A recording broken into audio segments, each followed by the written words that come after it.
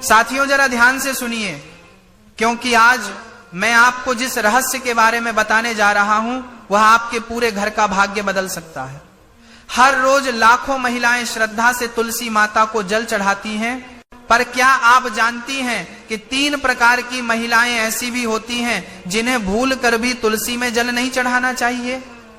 अगर वे ऐसा करती हैं तो माता लक्ष्मी तुरंत घर छोड़ देती हैं और दरिद्रता का साया घर में प्रवेश कर जाता है। ये कोई साधारण बात नहीं है। ये हमारे शास्त्रों में स्पष्ट रूप से बताया गया है कि तुलसी माता के सामने अगर गलत व्यक्ति श्रद्धा दिखाए तो उसका उल्टा परिणाम घर परिवार पर भारी पड़ता है। दोस्तों, एक समय की बात है, देवी सत्यभामा भगवान श्री कृष्ण के पास आती है और उनसे पूछने लगती है, हे प्रभु, पहले आपने मुझे तुलसी को जल देने का और तुलसी के पास दीपक जलाने का महात्म्य सुनाया था, किंतु हे प्रभु, आज मैं आपके पास यह जानने के उद्देश्य से आई हूँ कि तुलसी को जल चढ़ाने के नियम क्या है, कौन सी स्त्री तुलसी को जल चढ़ा सकती है और कौन स्त्री तुलसी को जल नहीं चढ़ा सकती, इस विषय में मुझे ज्ञान दीजिए। भगवान श्री कृष्ण कहते हैं, हे सत्यभामा, आज तुमने उत्तम प्रश्न किया है। तुलसी को जल देने के महत्वपूर्ण नियम होते हैं, उन नियमों का पालन करते हुए ही तुलसी को जल देना चाहिए। यदि कोई व्यक्ति इन नियमों का पालन नहीं करता है तो उसे महापाप लगता है, देवी लक्ष्मी उसके घर का त्याग करके चली जाती है। हे सत्यभामा, आज मैं उन 3 स्त्रियों के विषय में बताने वाला हूँ जिन्हें तुलसी को जल नहीं चढ़ाना चाहिए। इन स्त्रियों को तुलसी को जल देने का कोई शुभ फल प्राप्त नहीं होता है, उल्टा इनके द्वारा तुलसी को जल चढ़ाने पर उन्हें महापाप ही लगता है। तुलसी को जल चढ़ाने के नियम बताने से पूर्व हे देवी, मैं आपको सुनंदा का प्राचीन इतिहास सुनाता हूं, जिसे आप ध्यान से सुनिए। जो भी स्त्री इस प्राचीन कथा का श्रवण करती है उसे तुलसी को 10 वर्षों तक जल देने का पुण्य प्राप्त होता है।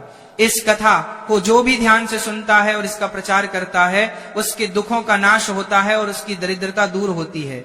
देवी सत्यभामा कहती है, हे स्वामी, आपके मुख से इस कथा का श्रवण करना बड़े सौभाग्य की बात है, कृपया आप मुझे वह कथा कहिए, मैं इसे ध्यान से पूरा अवश्य सुनूंगी।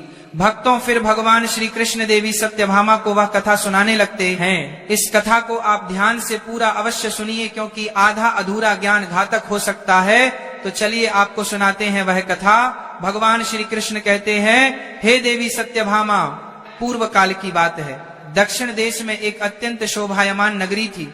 उस नगरी में सुदेव नाम का एक ब्राह्मण निवास करता था। सुदेव बहुत ही बुद्धिमान और शास्त्रों में पारंगत था। उसने वेदों का भी अध्ययन किया था। उसी के नगर के पास एक नगर था। उस नगर में ध्यान शर्मा नाम का एक विद्वान ब्राह्मण था।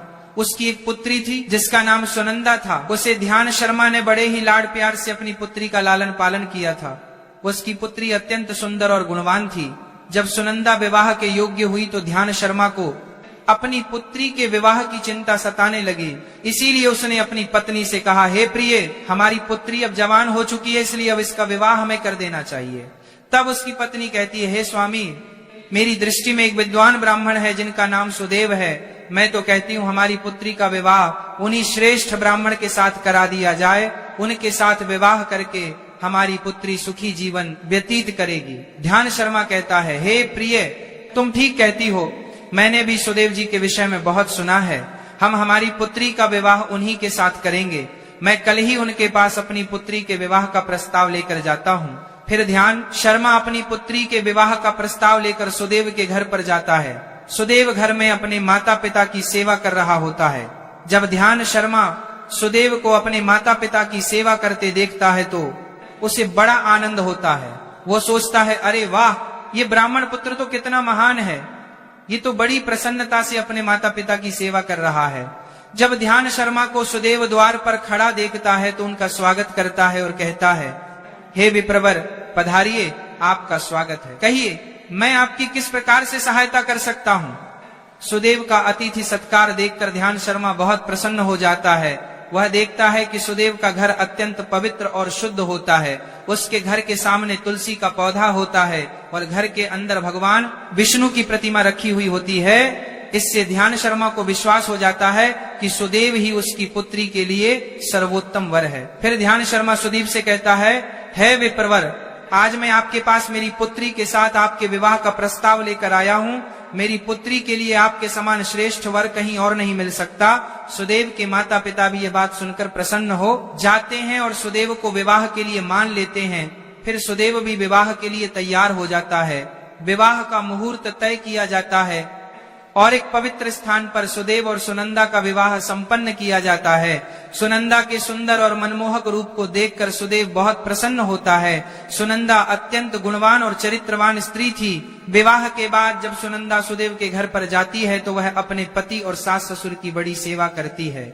अपनी मधुर वाणी और कार्यों से वह सभी के मन को जीत लेती है। सुनंदा के ससुराल वाले भी उसके कार्य से बहुत संतुष्ट रहते हैं। सुनंदा नित्य अपने पति से पहले जागकर घर का आंगन साफ करती थी, फिर घर के अंदर साफ सफाई करके स्नान किया करती थी। स्नान करके वह नित्य तुलसी को जल देती थी और फिर पूजा घर में जाकर भगवान विष्णु और माँ लक्ष्मी की पूजा किया करती थी। फिर भोजन बनाकर उसमें तुलसी पत्र डालकर भगवान विष्णु को भोग लगाया करती। उसके बाद वह अपने पति को भोजन कराकर फिर खुद भोजन किया करती थी। रात को वह पति के चरण दबाकर उसके सो जाने के बाद सो जाया करती थी।